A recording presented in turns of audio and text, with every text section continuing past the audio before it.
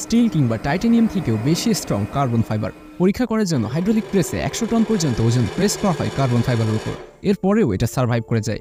আবার কার্বন ফাইবারের ওজন স্টিল থেকে প্রায় 5 গুণ কম এবং টাইটানিয়াম থেকে প্রায় 3 গুণ কম। কিন্তু কার্বন ফাইবার এত কম ওজন হয়েও এত বেশি স্ট্রং কিভাবে হয়?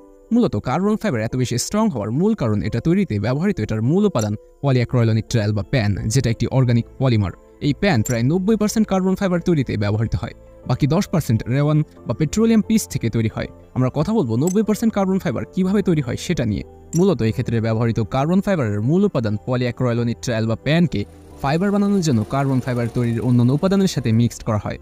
এরপর সাইজিং, অক্সিডাইজড এবং স্টেবিলাইজিংয়ের মতো কয়েকটি প্রসেসের মাধ্যমে তৈরি হয় কার্বন ফাইবার। এছাড়াও এগুলোকে হাই টেম্পারেচারে কার্বনাইজ করা হয়, যার ফলে নন কার্বন অ্যাটমগুলো দূর হয়ে যায় এবং 90%-এরও বেশি কার্বন কন্টেন্ট রয়ে যায়। এভাবেই কার্বন ফাইবার হয়ে ওঠে স্ট্রেংথের দিক থেকে স্টিলের থেকে প্রায় 5 গুণ এবং টাইটানিয়াম থেকে প্রায় 3 গুণ স্ট্রং।